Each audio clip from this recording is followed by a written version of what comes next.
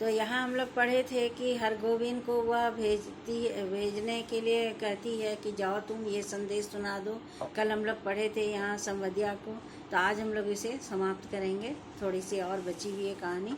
तो यहाँ हरगोविंद को वो कुछ ही पैसे जुटा पाती है। हरगोविंद को रास्ते का पूरा राह खर्च भी नहीं दे पाती, क्योंकि उसके पास पैसे ही नहीं थे।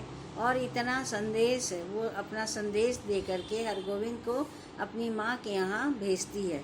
तो हरगोविंद जो था वो ऐसा मैंने संवध्या का कहते हैं कि संवध्या का कार्य साधारण नहीं होता।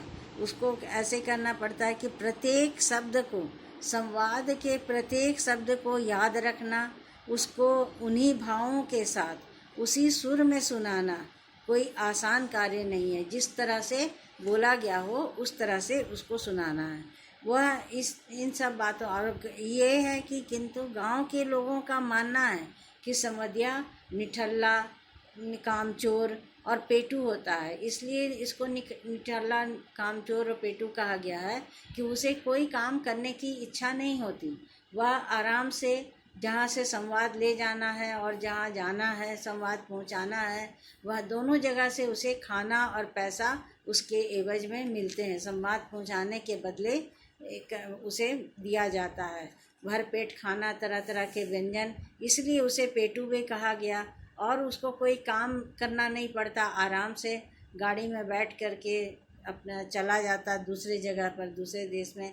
इस तरह से उसका यातायात भी हो जाता, भ्रमण भी हो जाता और मन भी लग जाता। इसलिए उसको निठल्ला, कामचोर और पेटू भी कहा गया। दोनों तरफ तरह तरह के व्यंजन मिल जाते खाने के लिए, इसलिए वह अपना भूख भी उसकी शांत हो जाती और फ्री में खाना भी मिल जाता। कोई उसके लिए मेहनत करना, शारीरिक मेहनत नहीं करना पड़ता, इसलिए उसे कामचोर भी कहा गया। तो यहाँ जब वो बड़ी बहू के संवाद को सुन करके और चला जाता है, तो बड़ी बहू उसे पूर्ण रूप से यात्रा भाड़ा भी नहीं दे पाती, क्योंकि उसके पास था ही नहीं। तो कुछ पैसे ही दे पाती है। वो कहती है कि मेरे पास तो पूरा पैसे भी नहीं हैं। और वह इसी बात को लेकर के वो कहता कोई बात नहीं, मेरे पास है, मैं चला जाऊंगा। और उस बात को लेकर के वह उसके मायके के लिए गाड़ी में बैठ जाता है।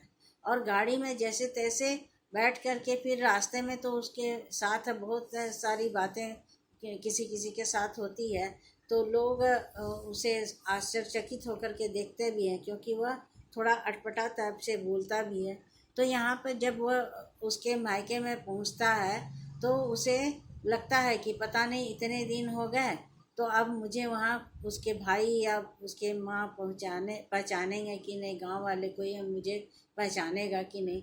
लेकिन वहाँ उसके भाई जब से मिलता है तो भाई उसे पहचान लेते हैं और घर ले आते हैं। और घर ला करके फिर उनकी माँ के सामने वो माँ के पास बैठता है और माँ को प्रणाम करके जब कहता है तो माँ उससे पूछती है कि बड़ी बहू के भाई तथा माँ ने उसका स्वागत किया और उससे बहू का हाल पूछा, किंतु चाह कर भी संवध्या उनको बड़ी बहू की वास्तविक दशा नहीं बता पाया। बार बार बहू के स्वर उसको उसके कर्तव्य की याद दिला रहे थे, लेकिन फिर भी वह सही बात बताने का साहस नहीं जुटा पाया। सुबह होते ही संवध्या अपने गांव वापस जाने के लिए तैयार। यहाँ जब संवाद थे उसकी बड़ी बहू के, तो वो बड़ी बहू उसका संवाद को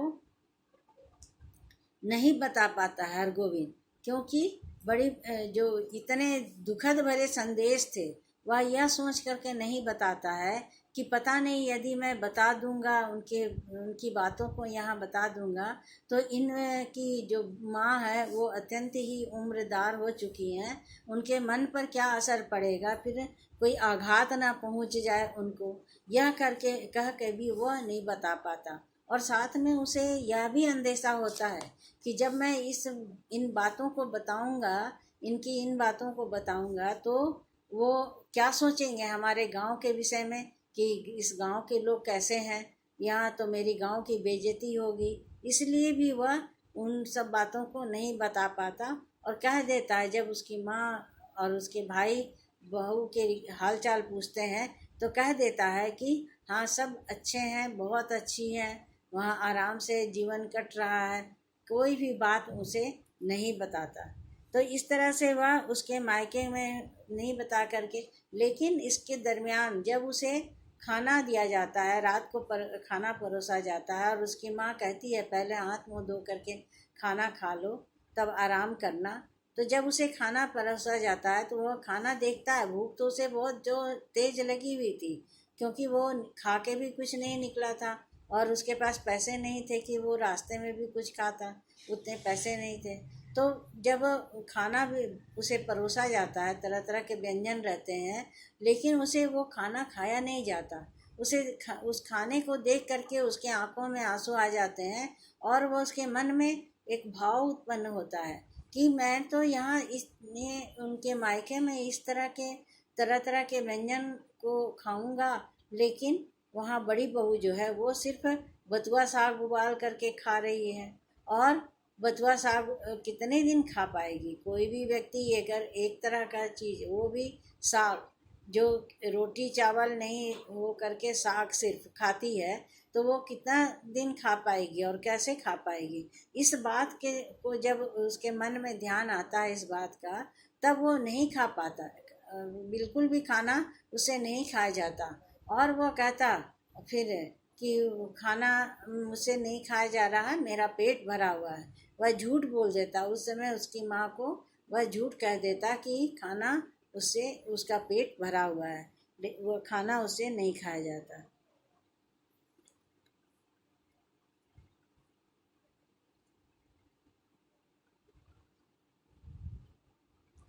एक बात तो और है कि वह जो हरगोविंद था, वह उसका बड़ी बहू की बात को सुन करके उसका मन है सो वो तड़पने लगता है। वह कहता है कि देवर देवरानियां भी कितने बेदर्द हैं।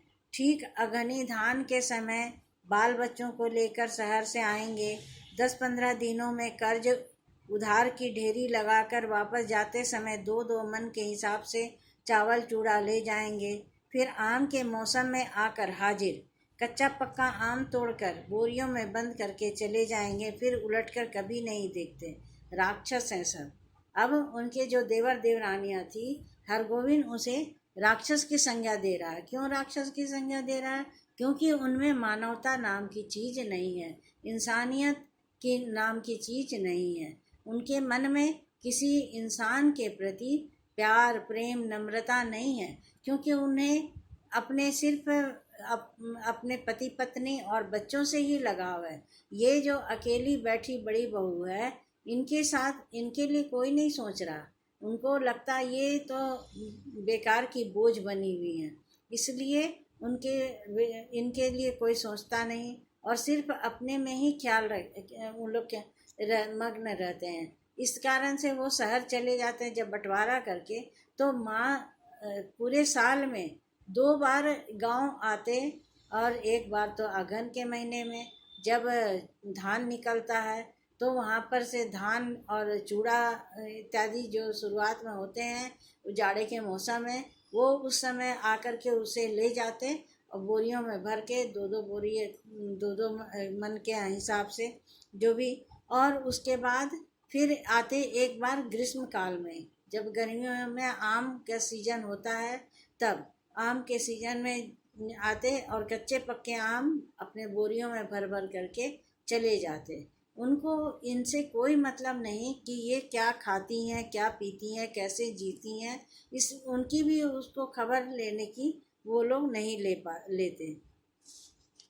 अब जब उनको ये सब बात को सुन करके उसके मन में बहुत ही दुख हो रहा है, और वो कहता है कि इन लोग तो लगता है कि राक्षस ही हैं, क्योंकि राक्षस की प्रवृत्ति होती है कि राक्षसों की प्रवृत्ति होती है कि उसके मन में प्रेम नम्रता सहृदयता सहिष्णुता का भाव नहीं रहता, इसलिए उनको राक्षस की संज्ञा यहाँ पर कह रहा है।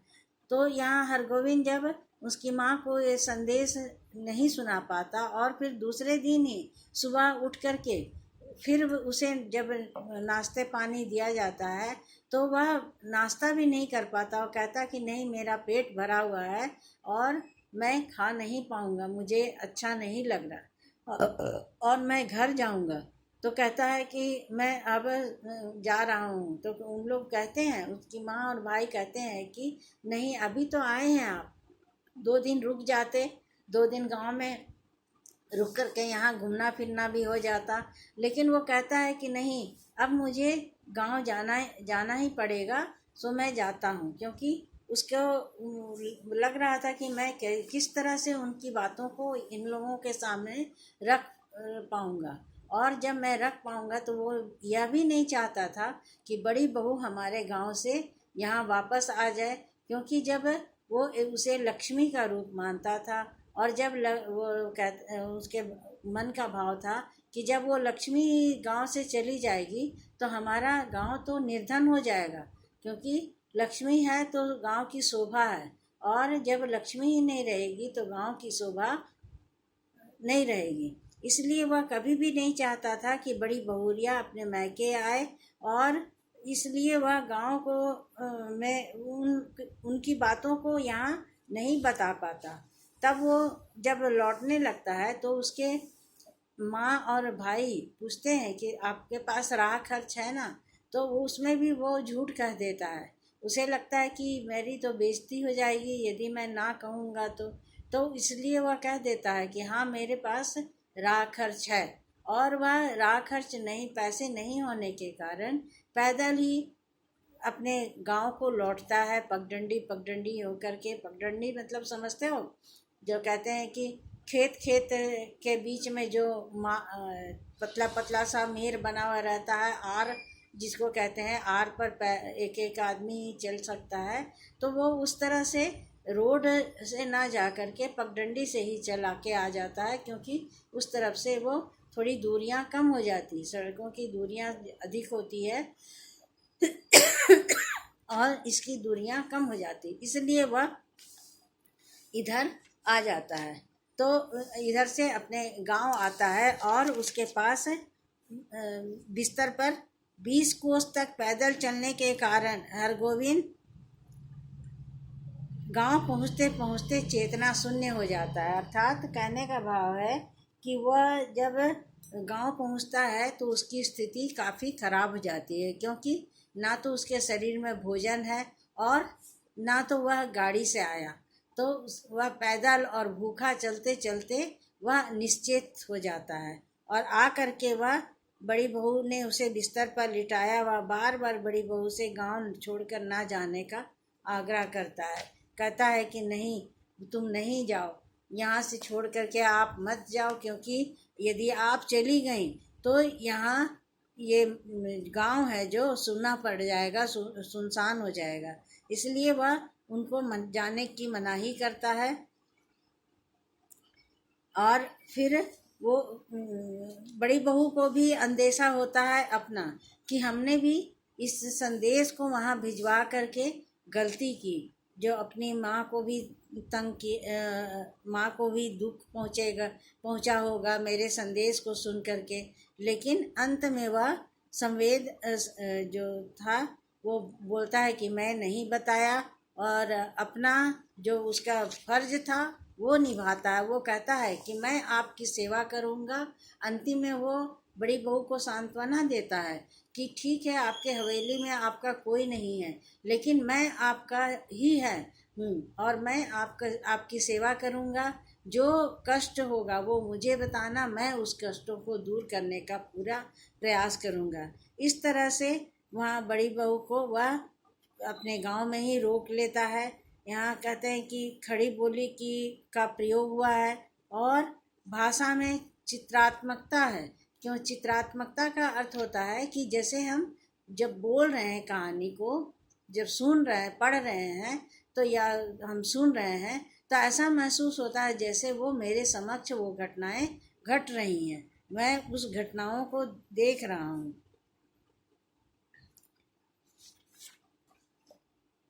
इस तरह से ये आज संवध्या कहानी समाप्त होता है। अब अगले दिन दूसरा पार्ट पढ़ेंगे।